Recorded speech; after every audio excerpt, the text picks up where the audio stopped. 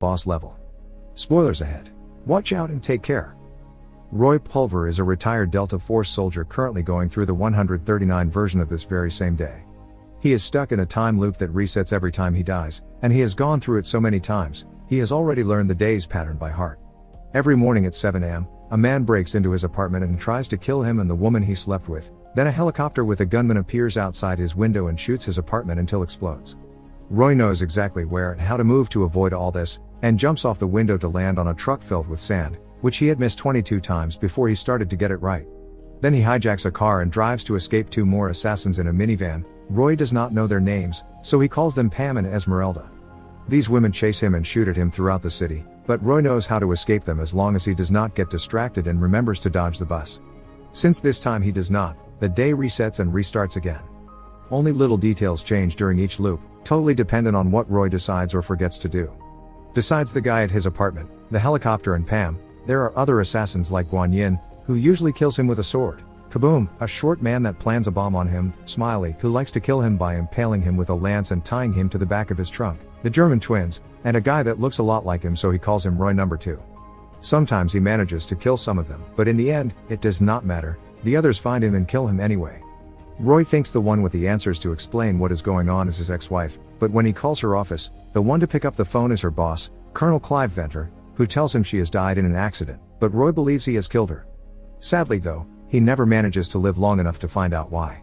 On the days he manages to escape the bus and Pam, Roy makes it to Jake's diner, where he must hurry to take a seat at the bar or the last spot will be taken by Dai Feng, a world champion swordmaster that Jake has a crush on. Roy proceeds to get deeply drunk while listening to the man sitting next to him, Dave, talk about internal security and conspiracy theories. At 12:47, the assassins always find him and kill him right there in the middle of the diner, which means Roy has never made it even a minute past this point. If he does not come to the diner, then he just gets killed earlier. He has already tried as many alternate roads as possible. As he is shot once again by every single one of the assassins, Roy remembers the day before the time loop started. He is visiting his ex-wife Gemma Wells at her workplace Dynal Laboratories, after she left him a message asking him to come over because her company is hiring. However, she does not seem too interested in her resume or to reconnect after not seeing each other in a while. She just starts taking Roy's measurements and a sample of his hair, which draws blood when she pulls it. While Venter and his bodyguard Brett watch them through the security cameras, Roy asks Gemma about this weird machine she is working on, which she claims can unmake all time and space, and even destroy the planet if used improperly. Roy also brings up the matter of their son, who does not know he is his father. He just thinks Roy's a family friend. Begging to be heard, Roy tells Gemma he can accept having lost her when he chose work over her, but he deserves a chance to be in his son's life. Their talk is suddenly interrupted by Brett, who reminds Gemma this is a restricted area, but Gemma says she has got a special agreement with Venter. When Roy tries to give him his resume, Brett says they are not hiring, which means Gemma lied, but she sends him away before he could say more. Before Roy leaves the building, Gemma tells him she has sent him a birthday present that is incredibly important for him to open and that he should remember Osiris. Meanwhile, Venter does not like the fact Roy has seen and learned things about his experiments, so he orders Brett to deal with him by hiring random assets instead of trained soldiers so nobody can track the assassins back to them. Then he asks Gemma to come to his office and scolds her for having broken security protocols by inviting Roy over. When night falls, Roy goes to a bar and picks up a woman called Alice, who works as a dental hygienist. She is just one more woman in a long line of conquests, and the bartender points out Roy will never be happy with these one-night stands because he never stops thinking about his ex-wife. While Alice is in the bathroom, he gets a call from Gemma, telling him she is about to do something drastic and she needs his help, but Venter cuts off their line before she can say more. Roy could tell Gemma sounded upset, but he still chooses to go back to his place with Alice instead of trying to reach her again. While Roy and Alice have fun together, Gemma puts Roy's hair and blood in a tube that she inserts inside the machine she has been working on. Seeing this on the security cameras, Venter decides she has gone rogue and sends Brett after her. This was the last normal day Roy got to live before the loop started.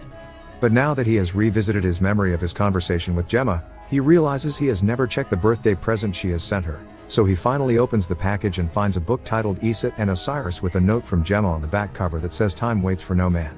He is so distracted by the book that he forgets about taking the right steps to avoid the assassins. He dies 2 more times before he manages to escape with the book thanks to finding a button on the car he always hijacks that he has never noticed before. After pressing it, the car starts going much faster, causing Roy to miss the exit that takes him to Jake's diner. Instead, he ends up at the underground Atlanta Mall, where he sits down to read the book Gemma left him. He does not understand what the story of Iset and Osiris has to do with anything, but he interrupts his reading when he sees his son Joe buying something from an older kid. When he realizes that he is the only family he has left now that Gemma is dead, he follows Joe into an arcade where they hold esports tournaments.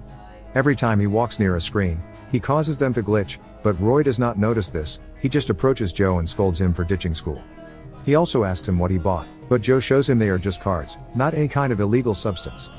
Then Roy invites him to lunch, and as soon as they leave the building, he notices it is 12:50, the longest he has ever lived since the loop started.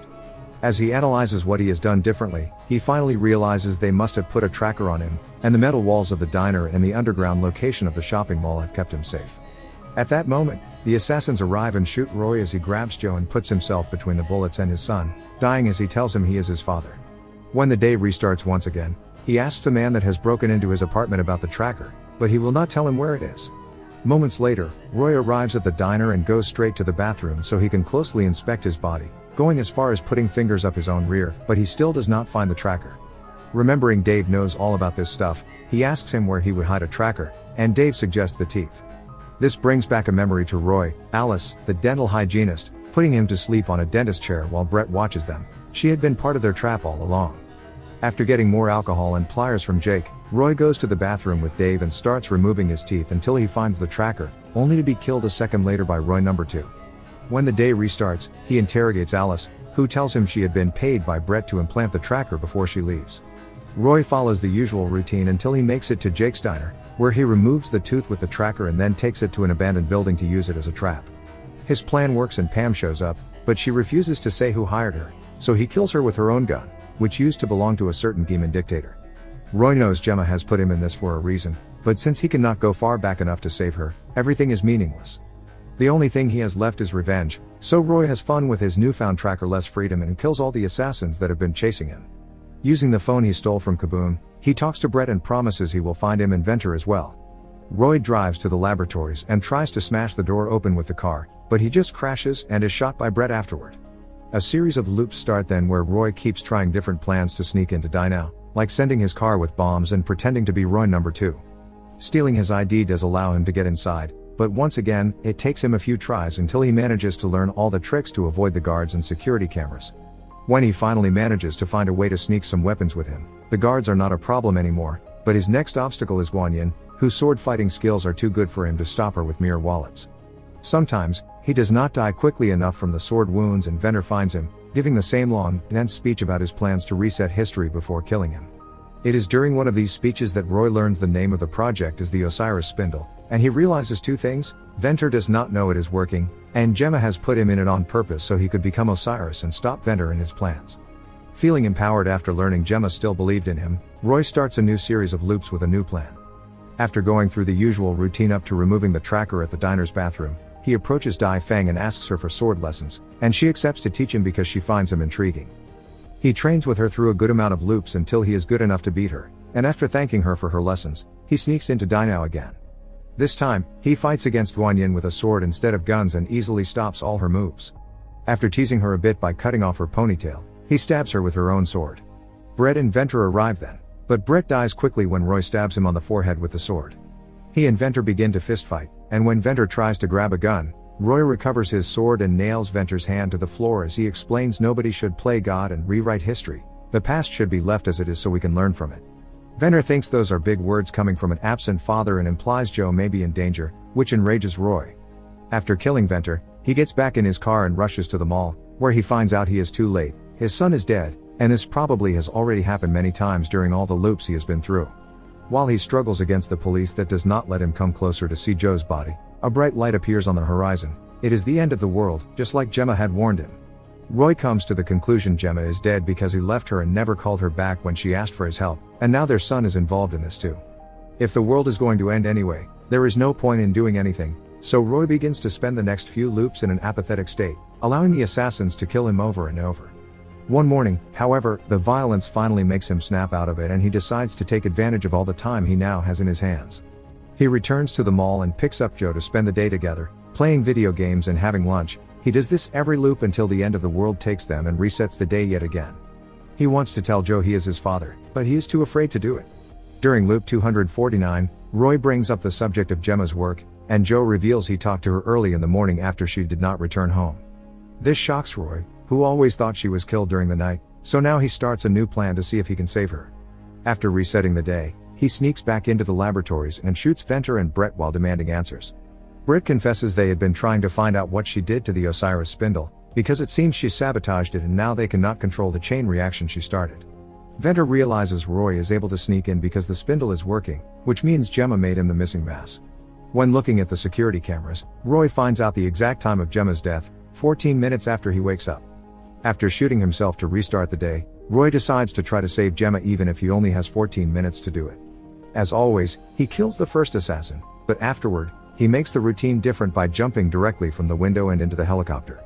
The gunman is kicked off before Roy threatens the pilot with a gun, ordering him to take him to die now as fast as possible. Once he arrives, he takes the gunman's machine gun with him as he sneaks inside the building and uses it to kill all the assassins that are waiting together outside the door. From the pile of bodies, he takes a gun and Guan Yin's sword, and he shoots every guard on his way until he makes it to Gemma's laboratory, where she is being attacked by Brett. Roy does not hesitate to kill both him and Venter in seconds before reuniting with Gemma, who asks him how many tries it took him to get her. He lies and says it was only one, but Gemma sees the truth when he begins telling her all the things he has learned about Joe after promising her he is safe and no assassins are going after their kid. Gemma explains that there is no stopping the spindle, only restarting it. She made the missing mass inside the machine match Roy's DNA specifically, so if he enters the spindle, the day should reset for the last time and time would go back to normal, but she is not 100% sure of that. All this is just a theory since this is the first time she managed to make the machine work and it was all done in a hurry to stop Venter. If time resumes and Roy dies, he will be gone for real, but he thinks he has learned enough information to save both Gemma and Joe without much trouble. So after kissing Gemma, Roy enters the Osiris spindle, and waits for the machine to use him to hopefully restart the day for the last time. Make sure to subscribe and turn on notifications so you can watch more videos like this. Thanks for